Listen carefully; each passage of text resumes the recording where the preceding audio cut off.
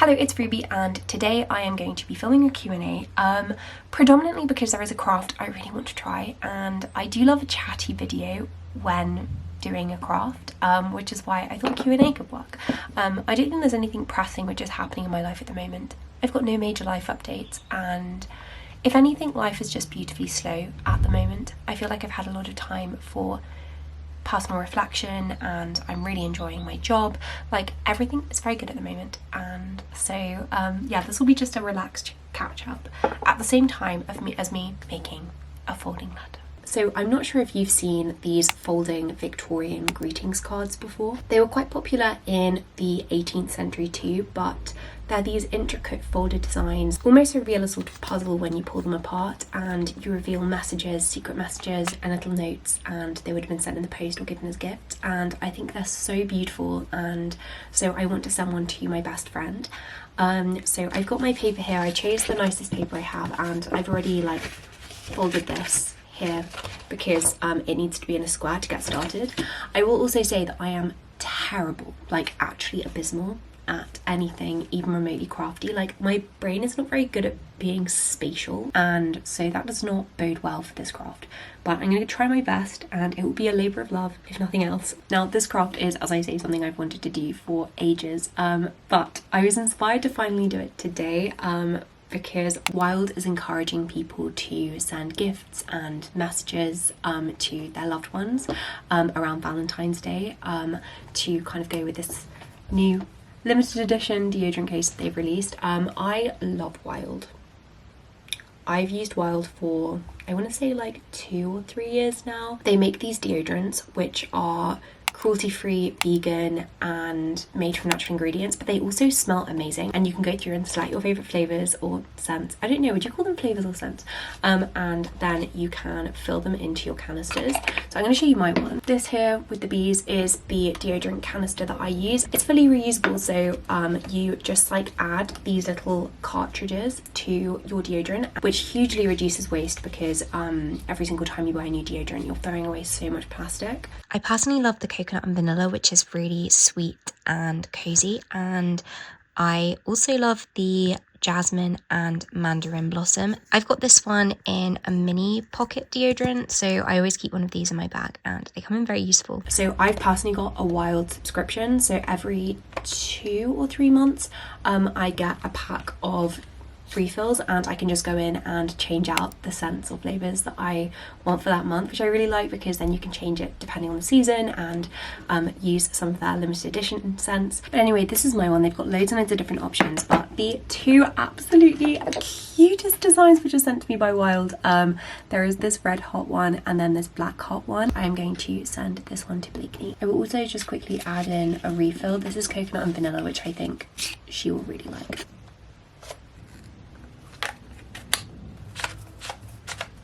And there we go, perfect.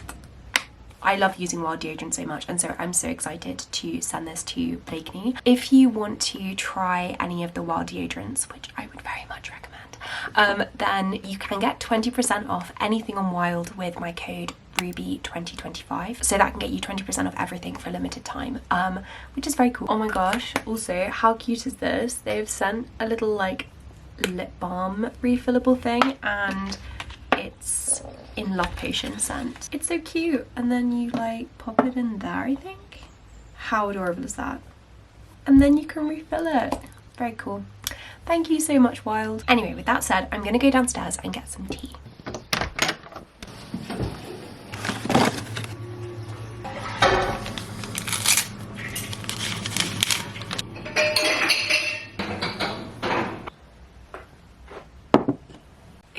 I've got my tea. This is the 3 cinnamon one from Pucker. I do love this one. I haven't had it for ages as well, because I've only got 3 tea bags left, and when I get that close to the end of a box I tend to start rationing slightly. Which is funny because I have so much tea, but what if one day you wake up and you really fancy a cinnamon tea like I did just now? To make the card, the first thing I need to do is fold here, and then I need to cut it into a square. As I do this, I'm going to start answering some questions. I asked over on YouTube, just the community page, if anyone had anything they'd mean to ask, and so I'm just going to go through some of these well, book crafting. If you decide to make one of these two at the same time, then let me know, because that would be so much fun. Yours will definitely be better than mine though, I will say. I'm really not very good at things like this, but I've always wanted to try it, and so I'm going to.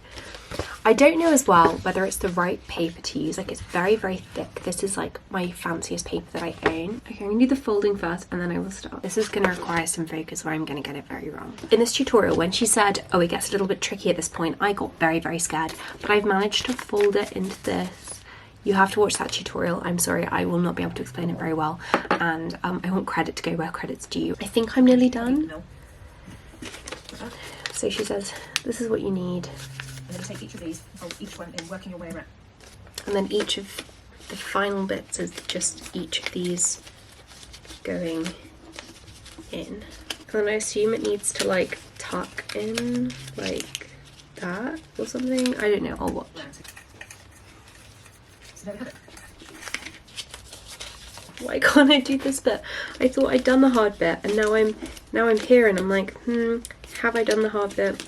Or was I just lying to myself? I actually think I might get it. Oh my gosh, that's so cute. And look, it's all folded up. Okay, and then all you have to do is like start painting it. I'm just going through my commonplace book looking for inspiration, like if I've got any quotes on friendship. Maybe something on happiness. This is what I'm starting with. I've just drawn a little snowdrop, you can't see, in pencil on the back, and then on the front there is going to be a little stopwatch. So I will actually start answering questions now. Also, I'm going to just change what you're balancing on so you can actually see what I'm doing. Okay, so the first question I can see here, which has quite a few likes, is what are your travel plans for the year? Which is quite a lovely question. I do hope to do a little bit of travelling, specifically within the UK. I love travelling within the UK and traveling by train to get somewhere. There's nothing like a train journey. Like, train journeys are my favorite thing, I think. There's just something so special, like and magical about sitting with a book and looking out at how the scenery changes. Like, I love watching the transition from a city to the countryside to a city again. It's especially nice when it's raining. One trip I really want to take is to Cornwall. I want to go to Cornwall. I don't know exactly what I will do there. I'd quite like to make it Daphne du Maurier themed, because I do love Daphne du Maurier, and of course she wrote from Cornwall, but I also feel like it would be so beautiful in the winter, and so yeah, that's the first trip I want to take. I also would love to go to Kent to visit Frances Hodgson Burnett's old house, because she lived in a house there and they sometimes open the gardens. But I would love to do a few more like kind of literary solo trips, because especially the ones within the UK are really, really fun. Possibly go to Italy as well, because Italy is just fantastic, and there are so many pieces of art that I would love to see in Italy still. There's also a question about travelling to New England and whether I want to travel to New England again, and I absolutely do. I don't think it's on the cards for 2025, though I wish it were, and I would not be adverse to going. Okay, this is a big question. Are you planning to get married eventually, and are you dating? No, I am not dating, and I never plan to get married. I think lots of children do say it, to be fair, but I said it as a child and I've never changed my mind. I've never had like a calling to get married. It's never really been something which I've wanted to do, and so I don't plan on doing it. That's not to say that I don't value relationship. I have like very important friendships, but I don't plan on like kind of traditionally pursuing marriage, because that's just, I realise, not for me. It's kind of like, you know that line in Little Women where Jo says, I don't think I'll ever marry. I love my liberty too much to be in any rush to give it up. I feel a bit like that. Also, people are constantly asking me about this. It's crazy just how frequent a question it is on Q&As, like not just mine but everyone's. It feels like it's a question that always comes up, and I think I find that quite bizarre, because it's something I forget that I might be thinking about until somebody mentions it, if that makes sense. I'd be interested to know if anyone watching this is the same and doesn't have a desire for marriage. Books that inspire you most to fulfill your dreams. That's a beautiful question, and oh my gosh, that's a question that I might have to start asking people. Like, it's a lovely one to like ask when you meet somebody, like, which books encourage you to fulfill your dreams? I think dream is a difficult word here, because I don't think books don't necessarily, for the most part, inspire me to do things, like to achieve things. I feel like I'm much more inspired by the like kind of sentiment of like how to live well, how to act in a kind and generous manner, and like kind of try and be the best version of yourself. And there are book characters that inspire me and encourage me to stick to the version of myself that I want to be. So books like A Little Princess, for example, that's why I'll always come back to A Little Princess, and I've reread it so many times because Sarah reminds me of the kind of person that I do want to be, the kind of person that I respect, and that's a person who does really prioritise and care about kindness and generosity and kind of being stoic, prioritising people, but also books. So yes, also it's already starting to get dark, which is so sad because it's only the afternoon. Okay, this is what I've got so far. It's my little clock. I might just add some little like blue swirls around the side, I think. Who inspired you to read and write letters? I'm actually trying to trace this, like where did that come from? Part of me wants to say like partially Harry Potter, because obviously they communicate via letters through Outpost, and I loved Harry Potter when I was young and very much wanted to emulate that kind of style. I think it's funny because with Harry Potter, it's about evoking a certain emotion. When you do something Harry Potter-esque, it's not necessarily like all of Harry Potter is so grounded in history, and it's, you know, kind of the practices at Hogwarts are very much inspired by actual like historic practice. I think Harry Potter is comforting because it taps into an old nostalgia which we have, which generations just tend to have. So for example, even if you look back to Shakespearean England, there was an old nostalgia for a kind of countryside life outside of London before people started to move to cities, and kind of even more so in the Victorian period for that, like kind of reminiscing on the good old days of the English village and the green and everything. You see that a lot in William Blake's work, and so I think there's kind of something like so comforting about the old nostalgia of Harry Potter. Looking back, I think the letter writing came from a feeling of old nostalgia and a wish for that kind of connection. Not that I would have said that at the time, but I found it very comforting, and I do find it very comforting, this act of like creating and making something physical and it not being instantaneous and you having to wait for ages for it to arrive. And I think some of the most intimate and kind of deep conversations that I've had with my friends have been through letters, because it's a medium where like I find it easier to write than to talk.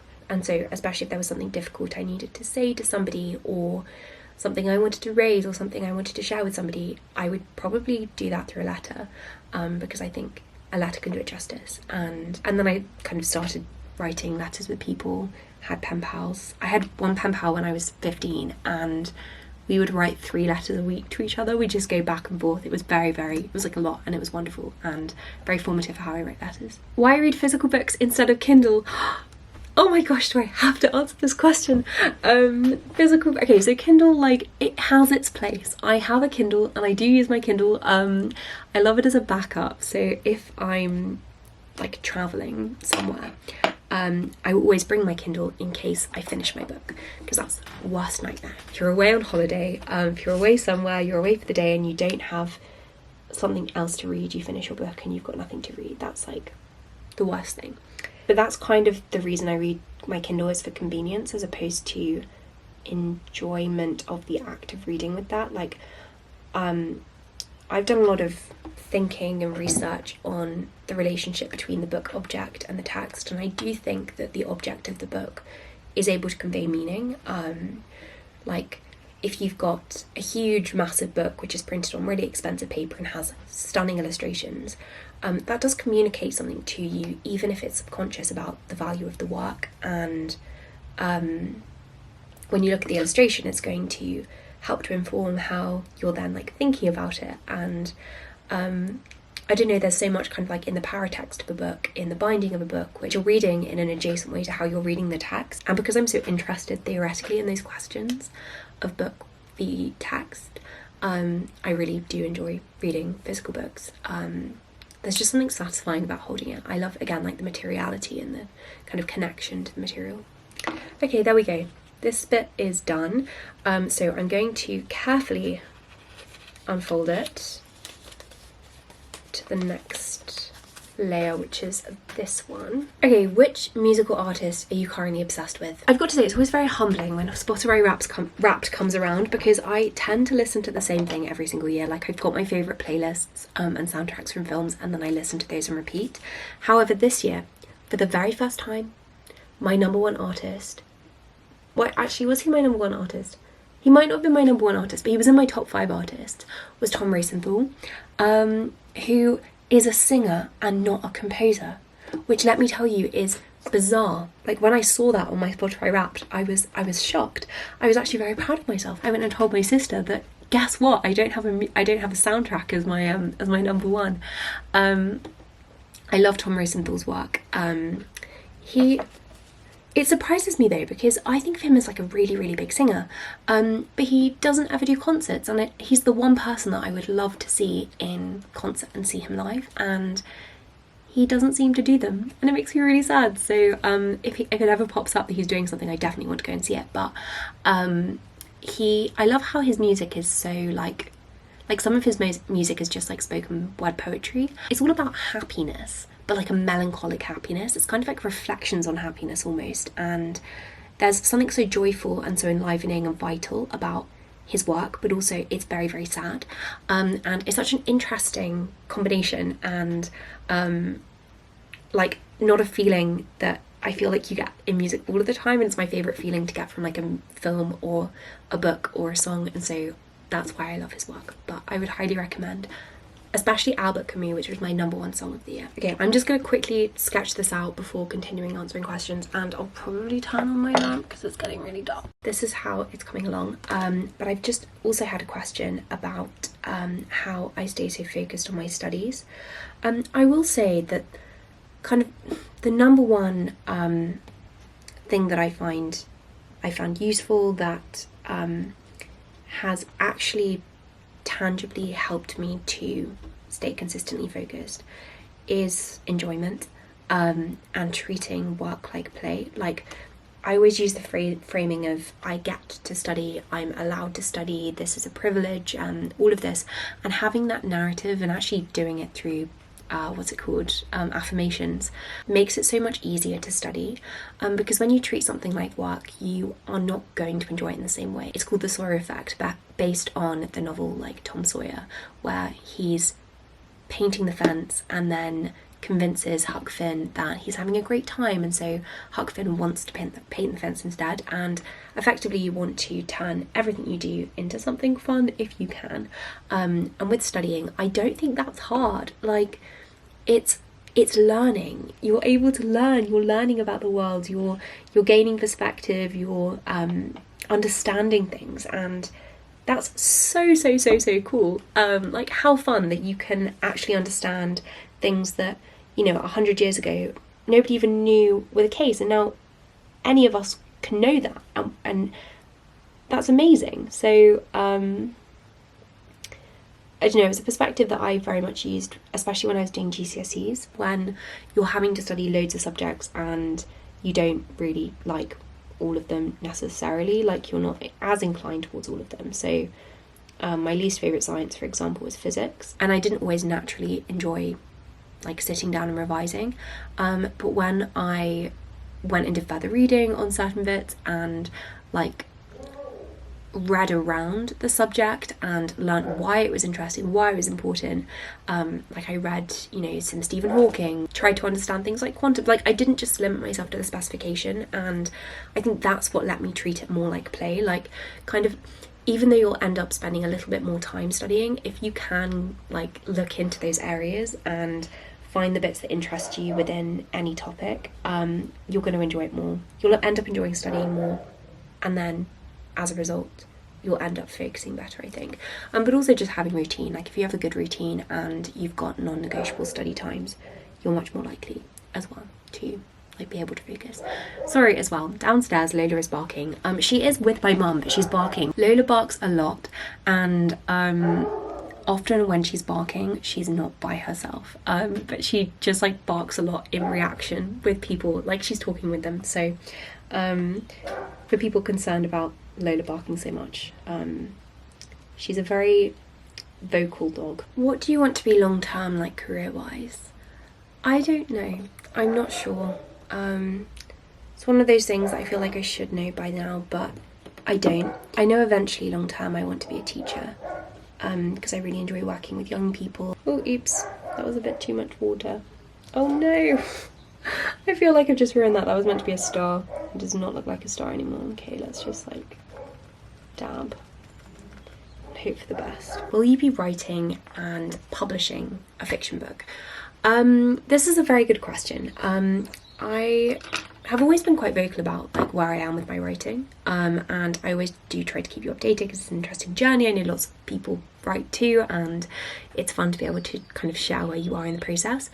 Last time I spoke about writing, I had just started my master's and I had a literary agent and my book was on submission. Got a whole series of rejections, and there is some work that I want to do on the book. I know what I want to do for the rewrite, but I've been really procrastinating doing the rewrite. I don't know, I just haven't felt the motivation with writing that I would want to feel recently, and so I'm very actively trying to get back into writing, and that's kind of one of my really big goals for this new year. That was just part of my routine, and so I never questioned it, and I always just did it. And as soon as I get writing back into my routine, hopefully I'll be able to give you an update and whatnot. But yeah, the book got rejections, so that was a little bit of a blow, but also okay. And I think as well, my perspective on writing and publishing has changed. In my head, I had to publish and write something as soon as possible. Like, my big dream is to be a writer. Like, that's kind of the main thing that I want to do in my life. And so in my head, and kind of the whole way through childhood as well, I was like, oh, I need to publish a book as soon as possible. And for me, the time frame was so important. It was like, I need to publish quickly. But I don't think that's the point with writing. I'm more in a place now where I want to share my writing and I want to kind of share a book, but I'm happy to wait to do that, and wait until I'm fully happy with what I'm working on. I don't want to just rush into something. And so I've kind of given myself permission to work more slowly on my writing projects, and I've been fleshing out the idea for a rewrite of my book for the last year, and writing snippets here and there, like developing the characters, also working on another book as well, like a kind of world for that, which I'm really excited about. And I'm really excited about both of them, but I don't have like a date of when they would be finalised or when I might be able to share them, even though I would love to share them, because they are works in progress. But yeah, that's the update. Not a very motivating update, I'm very aware, but yeah, I've kind of avoided, I think, like sharing that. So, would you make a video reading contemporary booktok romance books? I recall you saying you don't really like them, but I think because of that it would be fun. I mean, I wouldn't be totally adverse to doing this, but my concern is that, and the reason I probably won't do this is exactly because I don't like romance books.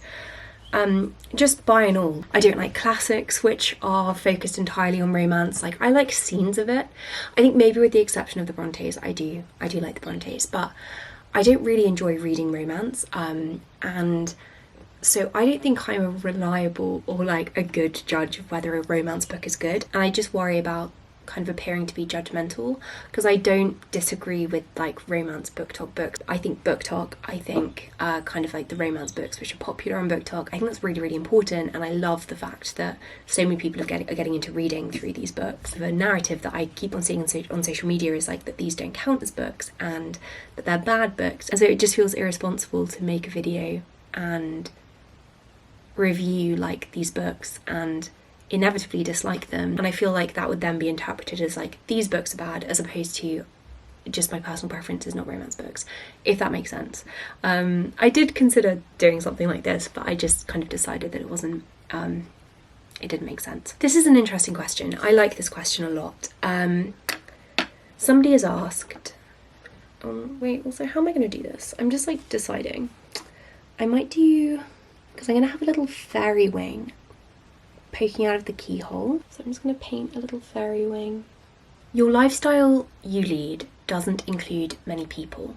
Do you ever feel lonely? If yes, how do you cope with that? It's a really interesting question. And it really made me think, like it made me pause for a moment when I read this, because I don't feel like my lifestyle is lonely, because I don't feel lonely. I am aware that I'm alone for maybe like slightly more than is normal, but I am also very introverted. I really enjoy my own company. I feel like I need to be alone in order to recharge, and I love like activities like this, like sitting and painting or reading, and those are inevitably like solo activities. And so many of the times where I feel most at peace, or like even letter writing, that's kind of still like a solitary activity even though you're communicating.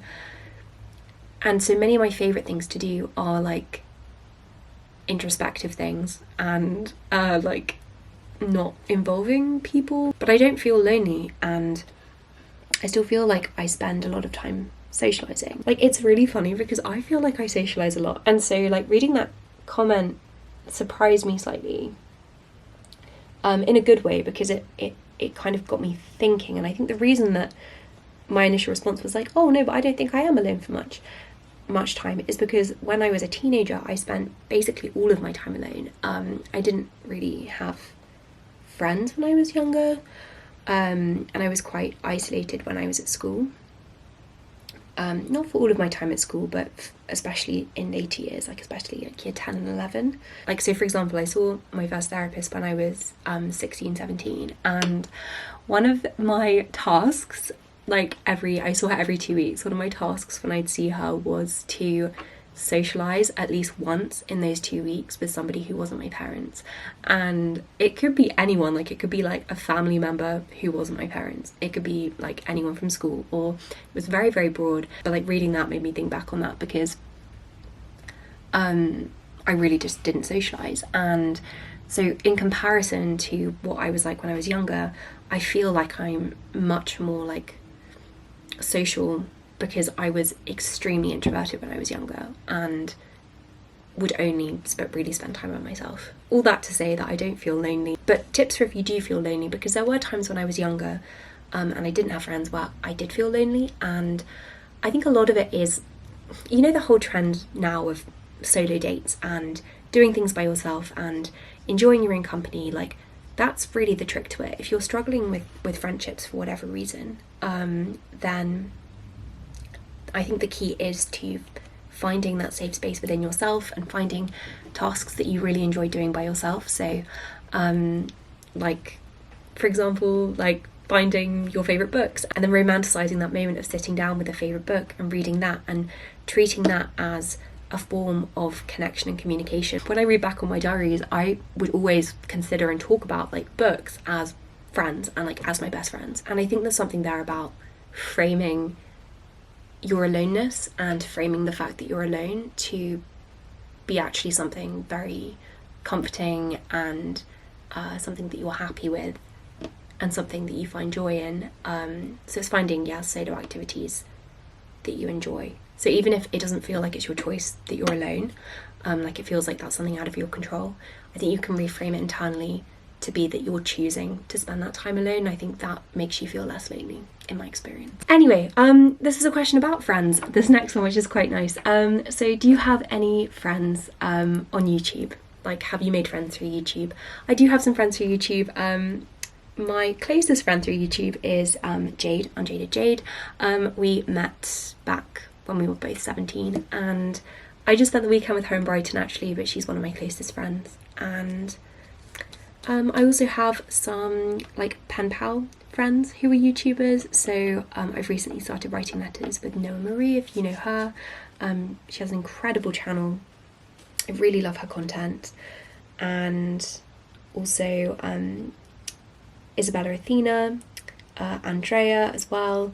But I've written letters with Bella and Andrea for like 4 years now. So I do have some really great friends through YouTube, and I'm so grateful to YouTube for kind of allowing you to make so many great friends. Who are your favourite influencers at the moment? Recently I've been loving Noah's content and also Marissa on TikTok and more recently YouTube. She just makes really fantastic books. I really just love the way that she talks about books. She does fantastic book reviews. What about, because we're answering questions about friendship, I'll answer another one. Why don't you have many friends? Again, I think this is one of those specific things to specific people. Like, I feel like I've got enough friends for me, and I don't know that I would be able to manage more friendships than I do. Manage is such a clinical word for me to use. But just if I have a friend, I want to try and make time for them, and I enjoy like intense friendships more. So I like really close friendships. So my best friend is Blakeney, and I really enjoy having like a best friend. And then I've got maybe like 4 or 5 other friends who I would consider my closest friends, Jade being one of them. But I'm really happy with the number of friends that I have. Again, I think it's an introvert thing. Like, I don't think I could handle any more friends. Would you ever write a historical fiction book set in Victorian times? Oh my goodness, yes. I would love to do that at some point. Can I give spoilers? No, I'm not going to give spoilers. But surely it's a spoiler, the fact that I am not giving spoilers.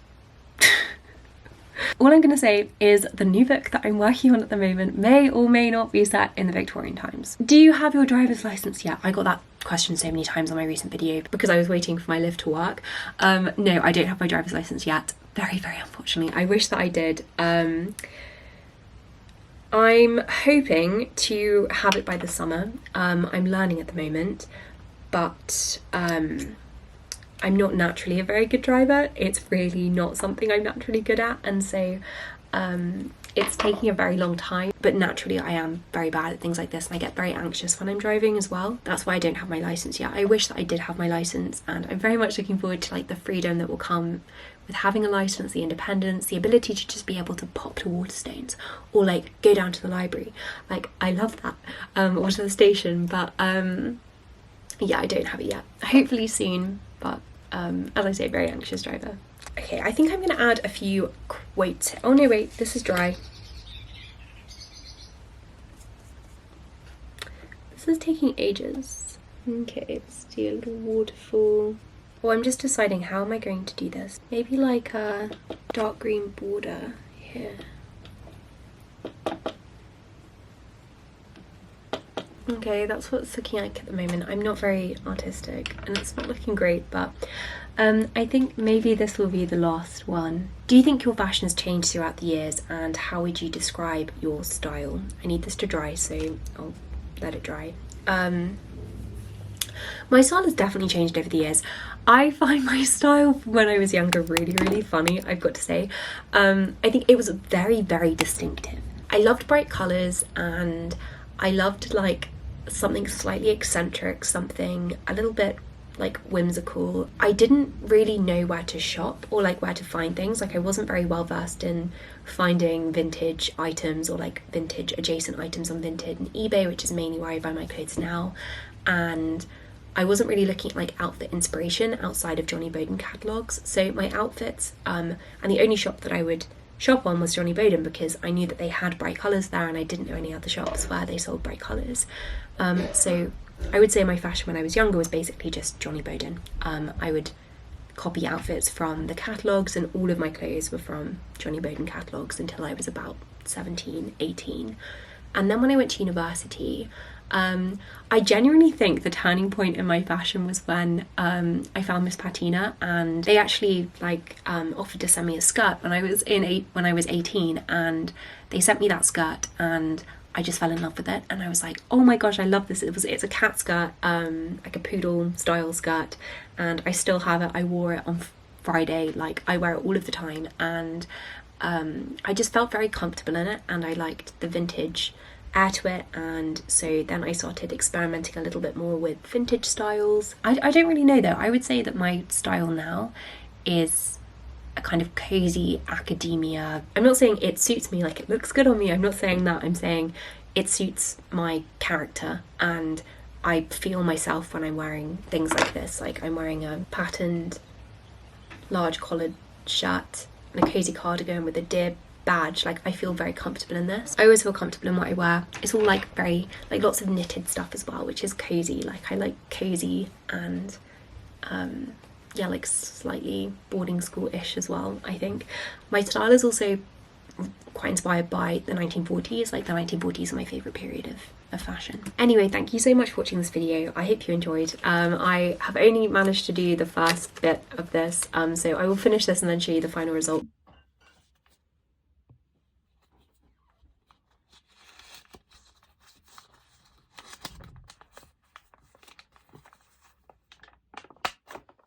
So thank you again, thank you to Wild for sponsoring today's video, and I hope that you have more than just a productive week.